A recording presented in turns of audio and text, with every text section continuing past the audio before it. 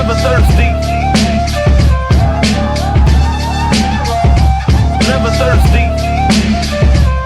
Now, you are from St. Louis, and at some point during this this era of hip hop that we're talking about over the last 30 years, St. Louis got on the map. Did you have did you have thoughts on that, like Nelly and the St. Louis? Yo, the funniest thing is I played ball with the Twins. Remember Nelly was signed to his version of the Bass Brothers? I think so. Nelly signed his publishing to the Twins. Okay. And he made Ali and all of them, they were recording their records at Saints Roller Rink, right? Yeah. So before my mom got married, I don't know the relationship to the Twins' dad, but it was Marcus, I believe Marcus, their dad, used to come and pick me up and we would go play basketball. So I would play basketball with the Twins and they were younger than me. So they weren't about that life on the court. I was balling. And Marcus goes to my mom, or maybe it was his brother, because their father was a twin. Oh, the Twins with the twin father? So he stopped picking me up to take me to play ball. And I was like, what's happening? My mom never told me what happened exactly. I don't know if they was dating and stopped dating, or he just was jealous that I was balling his kids up.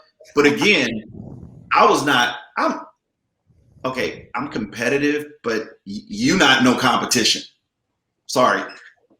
You got damn near be, when I'm doing something, you got to damn near be Dre, Kobe, Michael, Jordan, Jackson, whatever, as far as I'm concerned.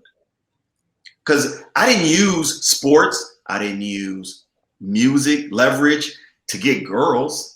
And why are we doing this? We're doing this because we really, usually guys do this because they want to get the girls, right? Mm-hmm. Nah, I wasn't doing it that way. So I was super pissed that I couldn't go play ball with the kids, right? So I was like, I'm not with them no more, period. None of their family I'm with them at all anymore, period. End of story. And we were all go skating at the skating rink. There was the studio was at the skating rink. I wasn't with the studio because I was like, I'm not with them. So I didn't none of them. I was just like deuces. And by that time, I was already in LA. I was working at Loud Record. I wasn't tripping off the Saints. But my mom was like, or somebody was telling me about how the Twins had an artist and they were trying to do this and that. And I'm sure I got a demo and I was just like, I'm good. Like, come to find out, Nelly and I are like second cousins. Ali and I are like second. Like, I'm related to all of them in some sort of way because that's kind of how St. Louis is. And so what I did was they shot the video for Hot in Here right up the street from me.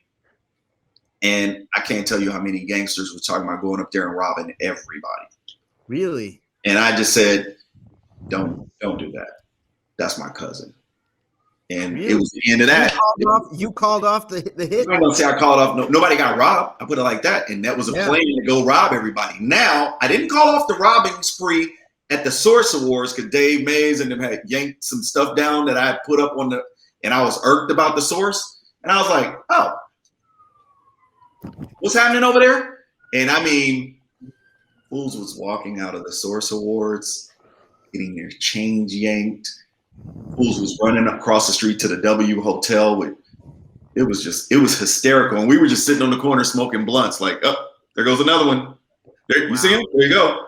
It was actually pretty whack, but it was entertaining to say. What ends up happening with these chains? Like, do they surface again? Or like, you always hear about people getting their chains stolen. Well, nowadays it's like you get your chain snatched because you were flossing and you were la la la. They take your chain and they beat you up and take your chain. Now, in that era, it was kind of still the same. I can't really say it was different because like when Cam and them, took Cube's chain and beat him up, it was the same.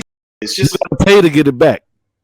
You gotta pay to get it. He said, "What happens to them?" I'm telling them, you gotta pay to get it back. If you want your chain back, you gotta know somebody. You gotta pay to get it back. You gotta, and sometimes, what's so funny? Sometimes you can just say, "Sorry, my bad. I was treating you with disrespect. Come on to the studio. Let's get back in family mode." Sometimes it's that easy. Versus, it's crazy because you never. It's like you don't hear these types of stories with like the Rolling Stones snatched the Beatles chains and Aerosmith got in a fight with the Eagles. Like, it's so crazy how hip hop, like the stuff that people talk about in records, it's like not always all entertainment. I know that it is for the most part. Most guys that go in and rap about it aren't doing it, but it's still, you're conveying that. It's like that pro wrestling thing. Like your audience, some of it thinks that it is real, and it you know, the funny thing is that if rappers did what they say in their raps, they are basically telling on themselves and going to jail. So, and that's actually happening. Those that are most successful at being as hardcore as they swear all get arrested. Yeah, I can't make that one up. Right. Well, money and greed provides the temperature for that too, though. Poverty mixed with money and greed, because a lot of rappers they act like they have the money, but they got to go back to the hood with a hit record, some of them.